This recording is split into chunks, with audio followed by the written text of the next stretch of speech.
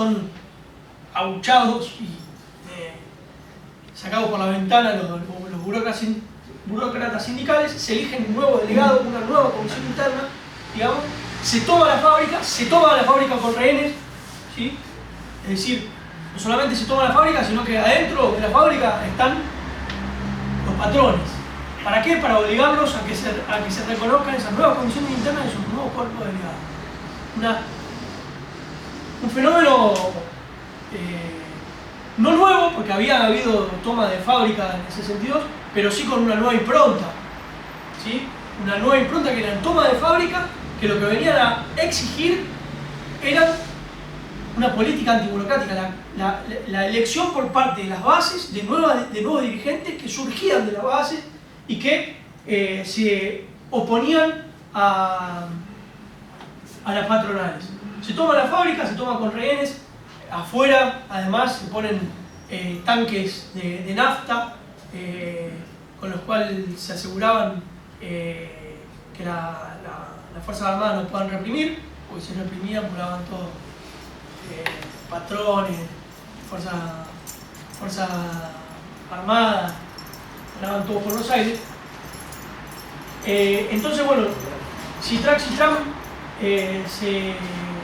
se transforma en una bandera de la lucha antiburocrática muy importante en Córdoba y a nivel nacional, y se consolida una corriente sindical que se denominó el clasismo, ¿sí?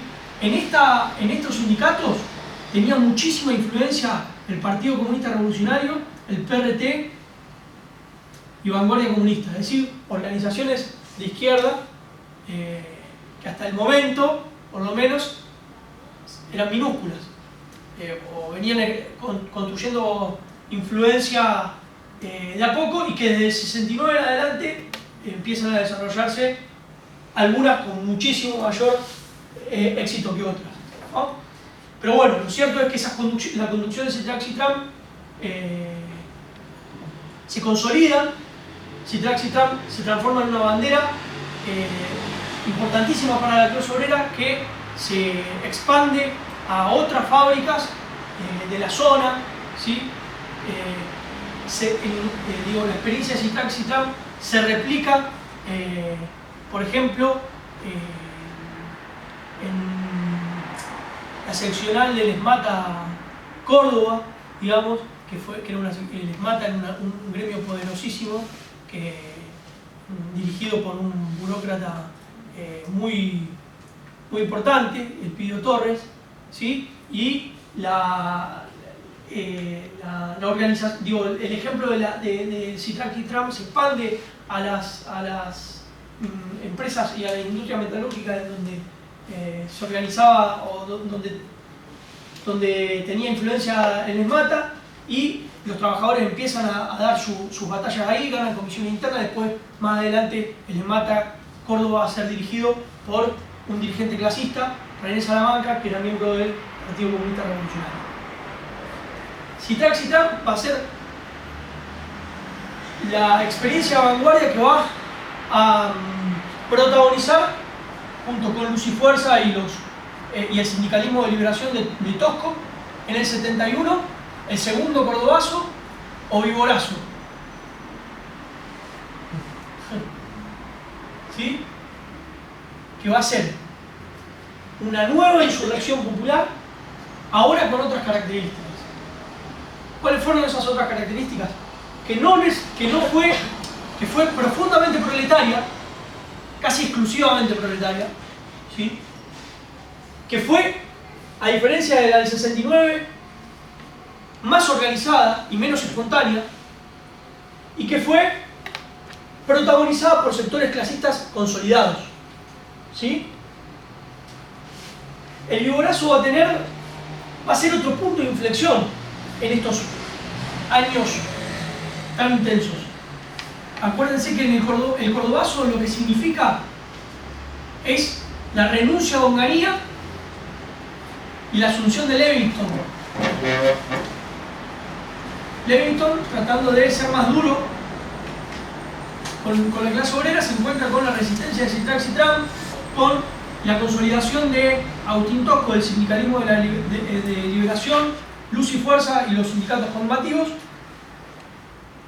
Y en el 71, producto de también despidos arbitrarios, producto del no reconocimiento de comisiones internas, etcétera, etcétera, se da una nueva poblada, una nueva insurrección popular en el 71, comandado por estas fuerzas que tienen la característica no solo de ser conducidas por estos gremios combativos, sino que además tienen en sus columnas participación muy activa de las organizaciones revolucionarias del momento. Las columnas que forman parte del Viborazo llevan en su seno a comandos del Ejército Revolucionario del Pueblo. Sí, llevan en su seno a comando del Ejército Revolucionario del Pueblo. ¿Sí? Es decir, que lo que demuestra la insurrección popular del 71 del Viborazo es no solamente la consolidación de sectores clasistas, sino además la influencia de las organizaciones que venían construyendo las organizaciones revolucionarias en el seno de la clase obrera. Es un mito, y no es un mito, es intencionado, las versiones de la historia que dicen que la lucha de clase iba por un lado y la lucha armada iba por el otro. Eso es un mito, eso es algo intencionado. La lucha armada de las organizaciones armadas como el PRT y montoneros también tenían un enclave fundamental en la clase obrera. Se construían en la clase obrera. Y probablemente, porque tenemos que sacar en el 73, eso lo van a ver en la próxima clase. Pero bueno, en el 71 esa insurrección popular, que también nuevamente toman a la ciudad de Córdoba por un largo tiempo, que también el ejército es el arma que tiene la burguesía, la clase dominante para sofocar la insurrección, tiene estos actores como protagonistas. Acá, con el Viborazo, se pone una fecha más cercana de defunción de la dictadura, ¿sí? Lo que era un hecho en el Cordobazo, el principio del fin de la dictadura militar, con el Viborazo se acelera, ¿sí? El Cordobazo había derrocado a Onganía, el Viborazo derroca a Levington, y quien asume es el más lúcido de todos los militares, que es Agustín Lanusse, ¿sí? Que lo que viene a hacer es buscar la solución de una radicalización política que estaba empezando a poner a la clase obrera en el camino irrenunciable hacia la revolución socialista. Yo lo voy a decir así.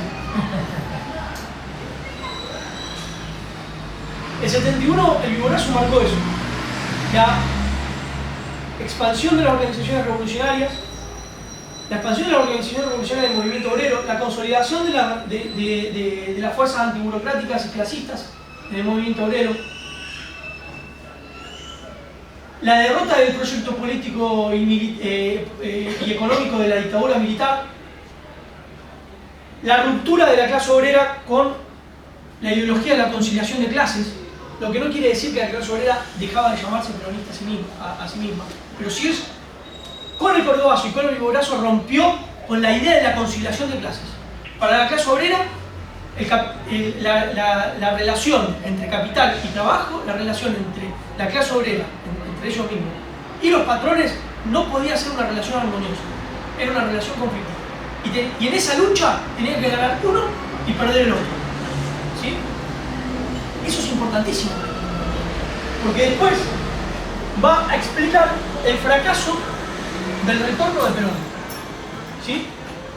Lanusse asume con la idea de darle una solución política a algo que, si seguía por vía de la represión, iba a terminar en un enfrentamiento cada vez más crudo, en una organización cada vez más profunda de la clase obrera, de la organización revolucionaria, una unificación de los objetivos de la organización revolucionaria y, por ende, en una lucha decisiva en la que se iba a batir las fuerzas del régimen capitalista contra las fuerzas del régimen proletario y socialista. Entonces Lanusse tenía un problema fundamental.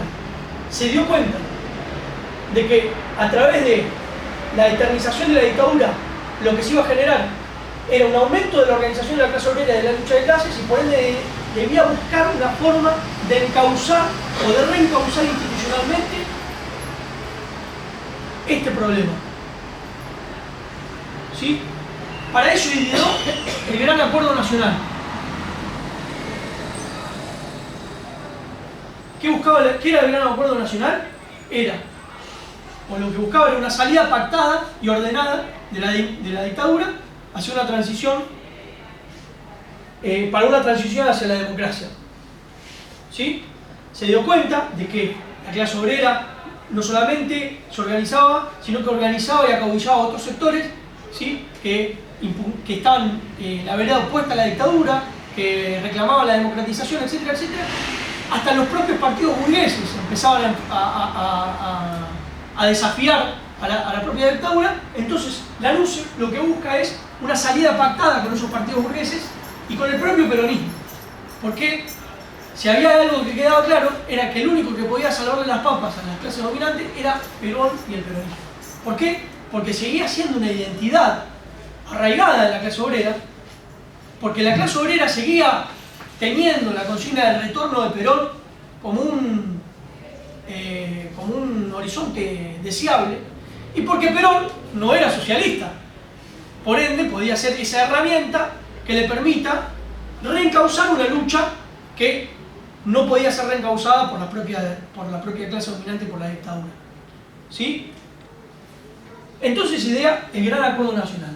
Ahora, el Gran Acuerdo Nacional en un principio pretendía realizarse sin Perón, sin la vuelta de Perón. ¿Sí? ¿Qué es lo que buscó la LUCE? Buscó arreglar con el resto de los partidos burgueses y con los peronistas que estaban en Argentina. Ahí hay una maniera sumamente inteligente. ¿Por qué buscó negociar con los peronistas que estaban en Argentina y no con Perón? ¿Porque los peronistas que estaban en Argentina eran diferentes a Perón? ¿Y porque Perón era revolucionario? No. Porque Perón era, de alguna forma, un símbolo para la clase obrera que a lo largo de todas estas décadas de lucha, digamos, adquiría un significado que no era el peronista, digamos. ¿Se entiende? El retorno de Perón, motivado y agitado por las múltiples organizaciones del peronismo izquierdo revolucionario, fundamentalmente Montonero, era anunciado como la condición sine qua non para el desarrollo del socialismo nacional en la Argentina. ¿Se entiende?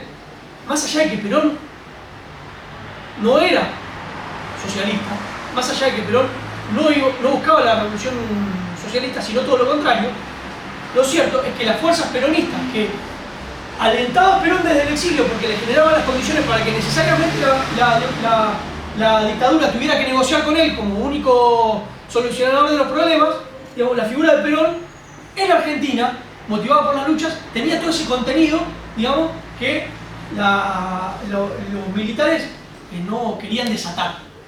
¿Sí? Ahora, Perón, muy vivo, dijo, la salida política es conmigo o no es con nadie, ¿no? Entonces el proyecto del GAN, como se lo pensó desde un principio, no fue exitoso, y este proyecto tuvo que contar con Perón necesariamente, ¿no? Cuando amigo Perón era el único que podía encauzar la lucha de los trabajadores en ese momento, ¿sí?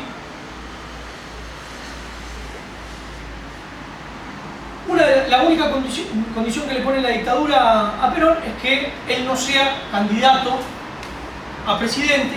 Por eso Perón viene en el 73, en el 72, organiza el Frente Justicialista de Liberación Nacional, el FREJULI, y designa a Cámpora como su candidato a presidente, ¿no? Un Cámpora que venía del peronismo conservador, pero que le dieron la tarea de que se transforme en el candidato de la juventud peronista y del peronismo revolucionario. Y a partir de ese momento, no antes, empieza a construir una retórica progresista, revolucionaria.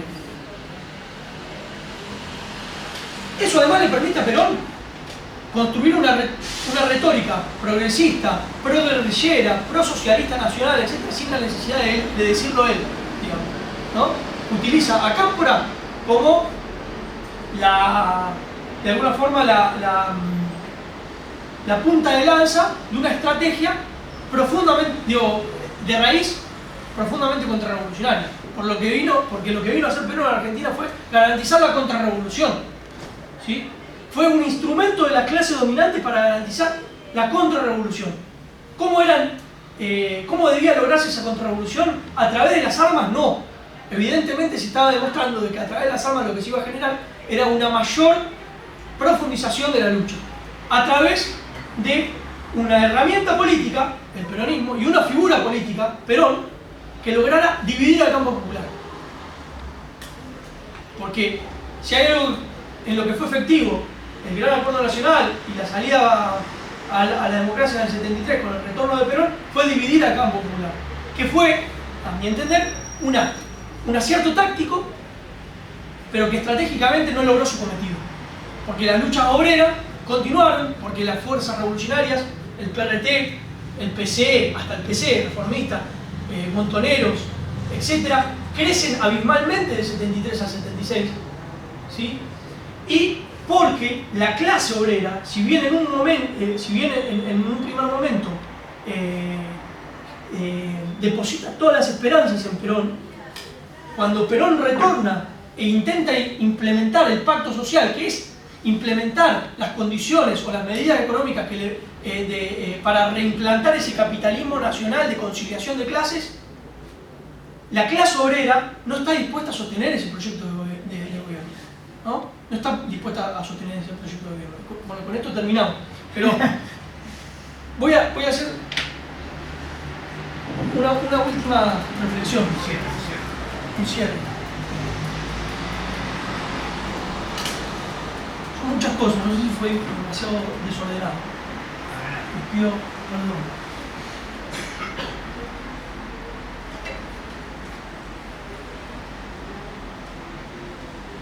El golpe de Estado del 55 vino a ser lo que Perón iba necesariamente tener que hacer por el agotamiento de las condiciones internacionales de ese modelo industrializador.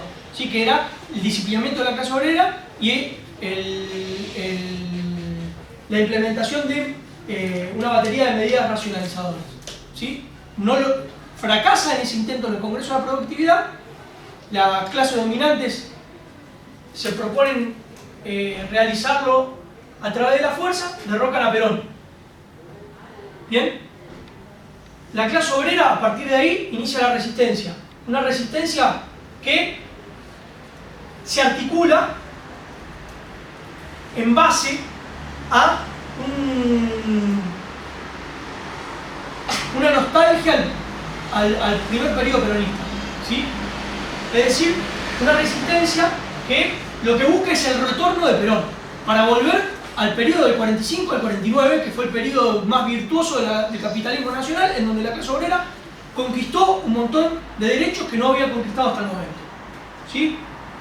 El 55 interrumpe el proceso de desgaste natural que iba a tener el modelo nacional popular de Perón, en el que iban a tener que llevar adelante las medidas que después va a llevar adelante el golpe. Entonces, el responsable de las medidas antipopulares no es Perón. Perón se transforma en la víctima del golpe de Estado y por ende en el representante del modelo o de la situación más virtuosa de la clase. ¿Sí? Ahora, de los años felices. De los años felices. Ahora, objetivamente, las condiciones internacionales y nacionales del capitalismo nacional no iban a posibilitar la vuelta a ese momento. ¿Se entiende? Ese fue un momento signado por una coyuntura específica, ¿sí? Que se empezó viendo agotado y que termina en el 55. ¿Sí? Y que lo que viene después es una consecuencia natural de ese proceso de agotamiento del modelo peronista. ¿Sí? Pero la clase obrera se queda con ese momento con ese momento. ¿Sí? Y por eso entienden que el retorno de Perón es el retorno a ese momento. Ahora, del 55 al 73 pasa todo lo que pasó en la clase de hoy. ¿No? Pasa que el antiperonismo y el peronismo deja de ser el eje articulador de la lucha, y el eje articulador de la lucha pasa a ser la lucha de clases, burgueses y proletarios. Y aunque la clase obrera seguía definiéndose como peronista, redefinía su concepción de peronismo en base a esta lucha, que era la lucha real. ¿Sí? Pasa el 69, el cordobazo, se radicaliza la lucha de clases, surgen opciones revolucionarias. De hecho, el propio peronismo, adentro del propio peronismo, el peronismo de las 20 verdades, el peronismo de la conciliación de clases, nace corrientes revolucionarias que plantean que la única forma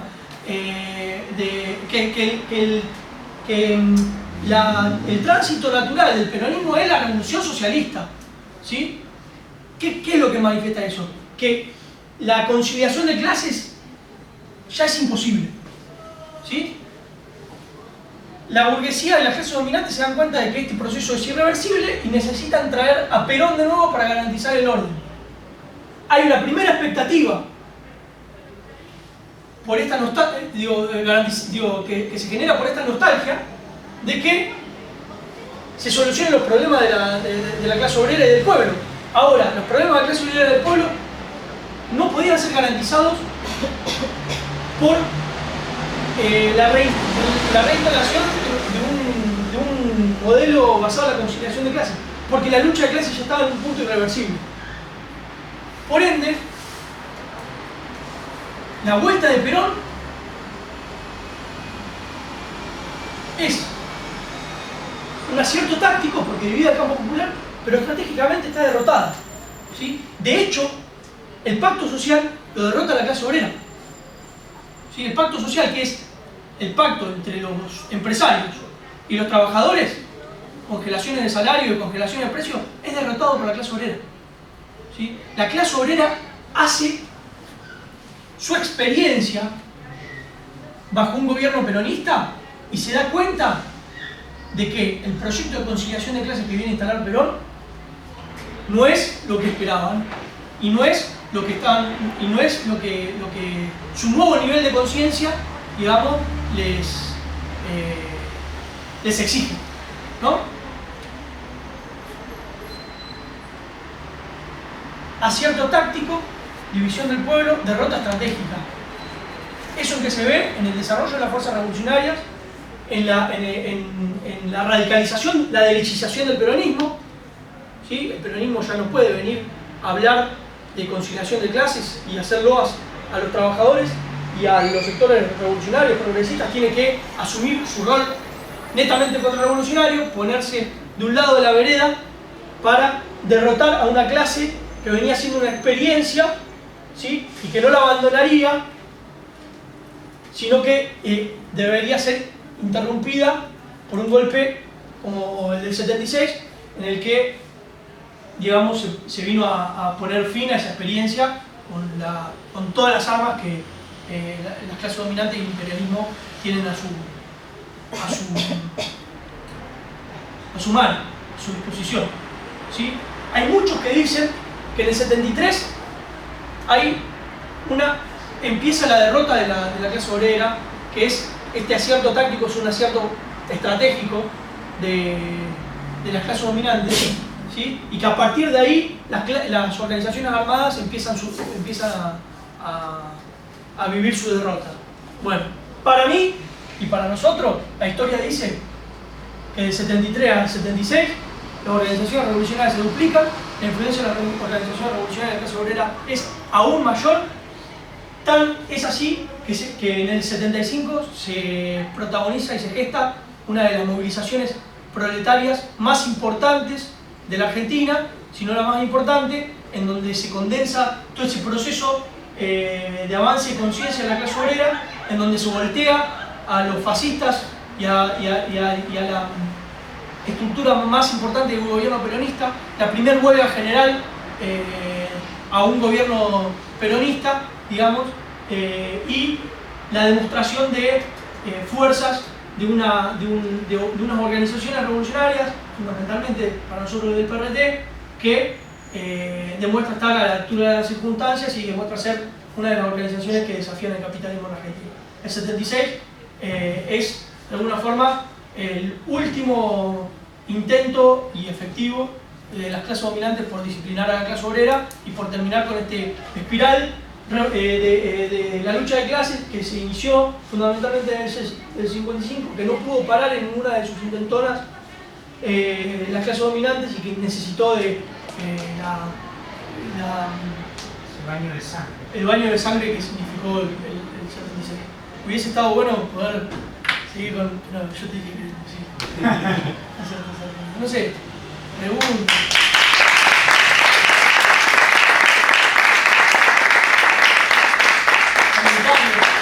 Acá un compañero que fue protagonista de los hechos. Sí. Yo lo que no comprendo, o que tal vez estoy equivocado, pero lo que vos dijiste al final, o sea, toda la exposición fue impecable, detalladamente impecable, pero pensar de que esos 75, 76 enfrentamientos fue un enfrentamiento de clases sin ninguna duda, pero lo que yo todavía no comprendo el carácter revolucionario de esa lucha de clase. O sea, por lo que entiendo, vos sostenés que fue un momento revolucionario. Si fue un momento revolucionario, ¿por qué entonces la militancia que quedaba libre del PRT, por qué se fue a Europa? Si era un momento revolucionario.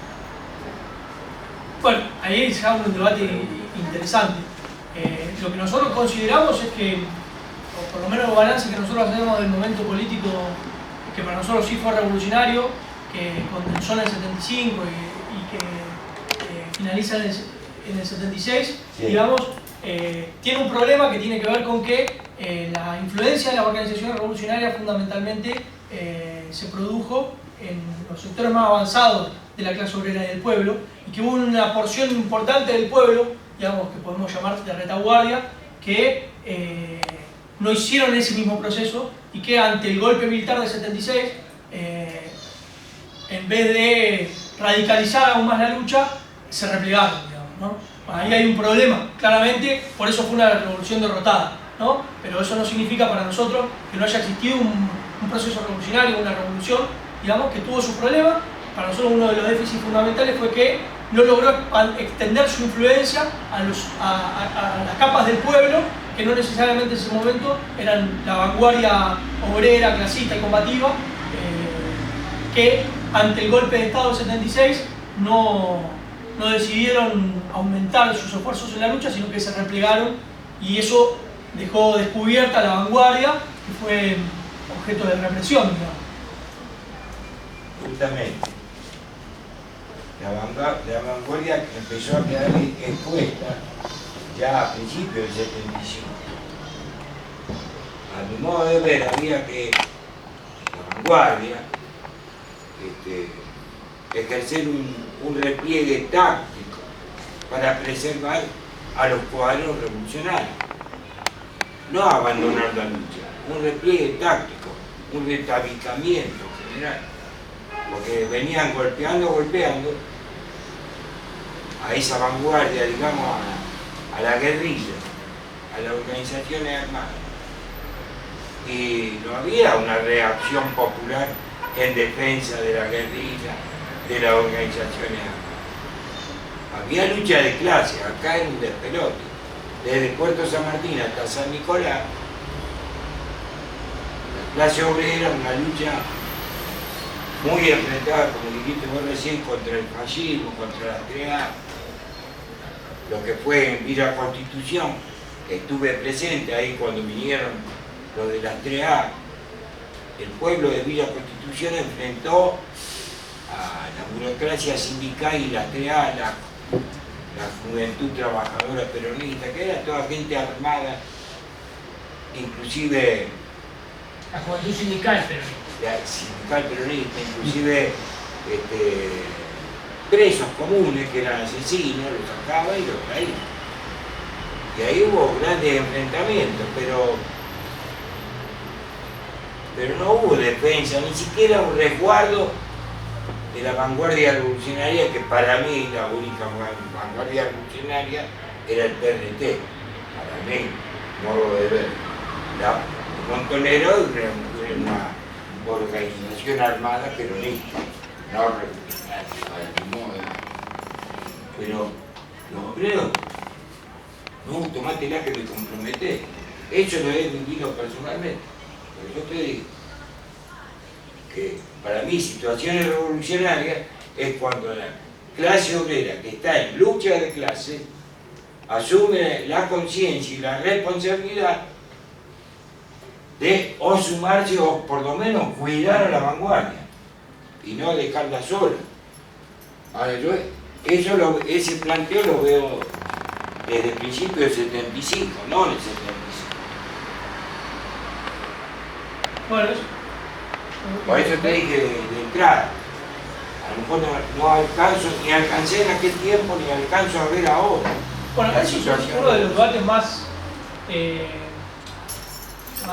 controversiales, digamos, en el sentido de cuándo empezó el reflujo, cuándo no empezó el reflujo. Muchos Claro. sitúan el reflujo después de la jornada de junio y julio, es decir, el Rodrigazo. Otros planteamos que fue con el golpe del 76. Pero sí lo cierto, y en eso coincidimos, por lo menos yo coincido, de que lo que hay es una falta, lo que hay es un error de diagnóstico por parte de las organizaciones revolucionarias, fundamentalmente del PRT, que plantea en el 76 argentinos a las armas, creyendo de que la población en su conjunto se iba a volcar producto de una nueva dictadura a una mayor lucha en la calle y a radicalizar la lucha revolucionaria, y no pasa, digamos. Y en eso y el PRT se da cuenta un poco tarde de eso, y la vanguardia se queda expuesta, y hay un compañero, y bueno, y ahí hay uno de los errores fundamentales, digamos, para nosotros de esa experiencia. Hay nuestro compañero Daniel De Santi, que fue compañero del PRT, dirigente obrero, planteaba que una de las anécdotas que manifiestan ese error es que se encuentra después del golpe con un compañero trabajador y le plantea que era momento de bajar la cabeza para que pase Guadañazo y no salir a luchar. A poner la cabeza. Me dijo, yo, escúchame, no soy nadie, no quiero ser nadie, ni quedar en la historia. Pero yo esto se lo planteé al mismo Santucho a fines del 74. Me sancionaron y me mandaron a contar. ¿Vos te creés que a mí eso me causa algún orgullo? Me causa un dolor tremendo, porque no se imaginan ustedes los pueblos revolucionarios que quedaron en el camino. Y el primero lo haces tú. por ahí Entonces insisto que no era una situación revolucionaria. La situación revolucionaria es cuando el pueblo te acompaña, no cuando el pueblo te dice, bajale acá que corremos peligro. Y quedarte solo marcado en la lista negra. No se imaginan lo que es eso. Discúlpenme. Ahora, tu exposición de toda esta historia, implacable. Detalladamente así fue. Hasta el 75, que yo te hago este reparo, pero ya pasó, ¿viste? Ya pasó. por ahí le iba a decir que justo ese periodo como que no lo alcanzó a trabajar el Santi, por ahí se hay preguntas más o comentarios sobre todo lo otro, del 55 al 73. La clase que viene no la otra, o sea, el jueves que viene no el otro, vamos a ver la resistencia a la dictadura y un poco, bueno, este proceso que... No, yo me refería a este... Está bien, Rafa. Y bueno, y necesariamente nos tenemos que ubicar en el periodo anterior, que se abre en el 73, Es necesario que ustedes este tema lo conversen mucho, para que el día de mañana, cuando se agudicen las contradicciones, nuevamente, porque va a pasar, le pese a los cabos, no les pese, y ustedes tienen que no cometer los mismos errores que cometimos nosotros. Que es lo que más me duele. O sea, que les vuelva a pasar a ustedes lo que nos pasó a nosotros. No se imaginan ustedes el valor de eso. Eso es lo que estamos Desperdigado al pedo. O sea, No sé si- mandándolo al muere al pedo. Y discúlpenme mi manera de expresar. Yo muchas veces no quiero hablar porque me duele mucho lo que pasó. Me pongo muy nervioso, me vuelvo un poco que ya soy. Bueno, no sé si hay alguna pregunta, comentario.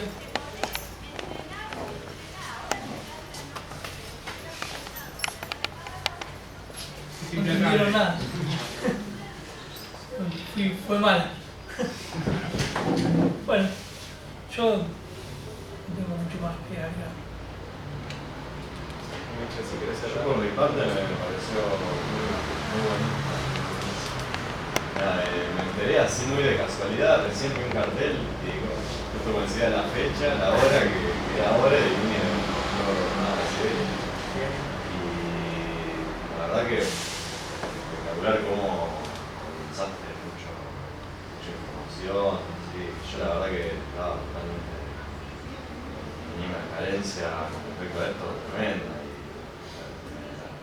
Pude pasar bastante bien. Yo la verdad que carenciado de saber también, estaba carenciado de saber de toda esta historia y fue muy riguroso y pude aprender muchísimas cosas que la verdad que no tenía ni idea. Bueno, muchas gracias. Fue muy... Los invito a que estudien con Sí, por profundidad. ahí eso también te iba a preguntar, ¿es alguna lectura y algún...? Bueno, hay un montón. Los compañeros van a hacer un taller en la semana que viene, en donde van a estudiar más en profundidad, con textos.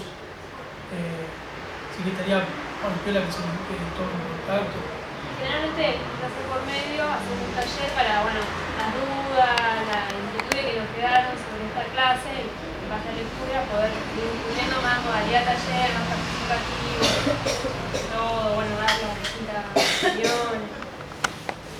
Está buena todo- también Yo- esa dinámica. Ya que preguntó por fuente, meter el chivo de que, bueno, hemos fundado una editora y están estos libros sobre la historia del PRT y se reeditaron el libro de Daniel Sí. de Avencero Morí, que es una compilación de documentos del PRT, y un libro de hace algunos años, también con una nueva edición, que es la historia del PRT con varias entrevistas Muy bueno. a militantes del PRT. Y como, bueno, para ver esta historia desde una perspectiva de una organización. Sí. Armado en gran parte por clase de la cátedra Che Guevara de todos estos últimos 10 años. Yo, por ahí, bueno, en general, no solo esta clase, sino todas, digamos, son a veces síntesis de, bueno, de miles de textos, bueno, de procesos que son muy complejos y que de los cuales podríamos, el Santi dice, bueno, el cordobazo, podríamos dar 2 o 3 clases, de la resistencia peronista también, bueno, el periodo que se inicia, bueno, cuando yo le había dicho, bueno, esta es la clase que tenés que dar, me quería matar, y dice, no puedo, hay mucho que se... Digo, bueno, condensá. Y bueno, quería llegar al 76 y no pudo, ¿no? Pero bueno, la verdad que estuvo impresionante la clase, así como muy Muy atrapante. sistemática y con mucha pasión, y eso es lo importante, ¿no? Y bueno, y en general eso, decimos, son una primera aproximación a un montón de temas que podemos seguirlo estudiando y que es necesario seguirlo estudiando, porque son parte de lo que la burguesía no ha expropiado de esa historia. Uno ve historia argentina en cualquier cátedra o en cualquier escuela y ve lo que hicieron los presidentes, lo que hicieron bien o lo que hicieron mal, pero lo que hicieron los presidentes, y a lo sumo podremos ver alguna otra cosita por ahí desperdigada, pero lo que estamos viendo es la historia de Argentina hecha por los que la hacen, que hacen todo lo que nos rodea, que son los trabajadores, ¿no? Entonces la historia tiene otro color, ¿no? Se ve desde otra perspectiva y tiene otros hitos, otros momentos y se entiende más también, ¿no? Porque hay cosas que si no se entiende, por qué pasan, ¿no? ¿Por qué sucedió un cordobazo? ¿O por qué volvió Perón? ¿O por qué hubo una dictadura genocida en nuestro país? No se entiende por qué hubo una dictadura genocida en nuestro país si no entendemos este proceso que el Santi fue desarrollando, este crecimiento de esta fuerza obrera popular, esta conciencia, esta política y esta organización que van de la mano, ¿no? Y el surgimiento de la organización armada. No se entiende sin entender desde lo profundo, que son los trabajadores, que es el pueblo, ¿no? Y bueno, ese es el desafío. Entender la historia de esta manera nos ayuda a entender también el presente de otra manera, ¿no? Y mirar con otros ojos las relaciones de clase, ¿no? Bueno, esto que Santiago todo el tiempo estuvo diciendo, ¿no? Los trabajadores, la burguesía, ¿no? Nosotros entendemos la historia como antagónica, de clases antagónicas que se están enfrentando permanentemente. La lucha de clases es una cuestión que es objetiva, es imposible detenerla, ¿no? Por más que a veces políticamente no se exprese, los trabajadores y los burgueses tienen interés antagónico y se enfrentan de manera constante, ¿no? No es imposible detener. Y hay una utopía capitalista expresada por el peronismo que es la de la conciliación de clases, ¿no? De armonizar el capital y el trabajo, que bueno, que se expresó ahí y que bueno, ayer la estaba escuchando a Cristina diciendo eso nuevamente, ¿no? Que si algo encarnaba su proyecto era la intención y la muestra de la posibilidad de armonizar los intereses de los capitalistas y de los trabajadores. Esa armonía siempre ha sido el del medio de los trabajadores, ¿no? Una armonía medio desarmoniosa. Pero bueno, la lucha de clase es imposible detenerla. Lo que tenemos que tener los trabajadores es la conciencia política, ¿no? La conciencia, porque la lucha de clase es objetiva, existe. Lo que no existe de manera objetiva es la organización, es la subjetividad, es la necesidad y la conciencia de que se puede cambiar, ¿no? Sí, además, otra cosa a mí me parece que uno cada vez que aborda este periodo, digamos, se da cuenta de la importancia de volver a reconstruir la historia, y no solamente la historia nacional de los trabajadores, sino las historias regionales, ¿no? Digo, Rosario, Córdoba, han sido provincias en las que se han protagonizado gestas increíbles, digamos, usinas de pensamiento, usinas de participación, han dejado mártires de lucha, han sido provincias donde se han organizado el Partido Revolucionario de los Trabajadores en esta ciudad, en Córdoba, ha tenido mucha influencia, digamos. El movimiento estudiantil ha sido una punta de lanza fundamental para el desarrollo de la lucha en nuestro país. Y bueno, si hay algo que vino a hacer la dictadura fue borrar esa historia, digamos, ponerla bajo 1000 llaves. Y los que han seguido, digamos, gobernando después de la dictadura, en la democracia, o la han tratado de demonizar esa historia, digamos, o la interpretan de manera parcializada para las clases dominantes, digamos. Entonces la importancia de este acto de resistencia y construcción minuto es ese, digamos, es sacar del polvo del olvido experiencias de lucha para no solamente saber que hicieron gente estudiante como nosotros, laburante como nosotros, sino fundamentalmente levantar su bandera y continuar con su proyecto. Sí, por ahí, bueno, ahí lo que dijo Rafa, que fue militante del PRT, bueno, es duro, ¿no? Porque yo no me imagino el día de mañana estar hablando de mis compañeros caídos, ¿no? Pero nosotros tenemos que aprender de esa experiencia. Y bueno, Lenin, cuando hablaba de la revolución de 1905, que fue una revolución derrotada, escribió lecciones de la revolución de 1905, ¿no? No porque no nos importen los muertos, pero tenemos que sacar nosotros lecciones de las derrotas, y también porque, como decía Rodolfo Walsh en ese periódico de la CGT en argentino en el 69, dice, tiene una frase que creo que la tengo ahí entre mis colecciones, que dice: nuestra clase dominante ha procurado que los trabajadores no tengamos mártires, no tengamos historia, y que cada historia, cada lucha tenga que empezar como si fuera de cero. Nosotros tenemos una historia, esta, ¿no? Que es otra historia que no es la de la burguesía. Es esta historia, una historia de los revolucionarios, con miles de mártires y de miles de masacrados, por querer alcanzar lo que nosotros seguimos pensando que es lo único posible para la humanidad, que es el socialismo, ¿no? Porque creo que allá hace más de un siglo Rosa Luxemburgo planteó el socialismo barbarie. No sé si en ese momento estaba tan claro como ahora que si no es socialismo va a ser la barbarie, ¿no? Que es la barbarie capitalista que, bueno, que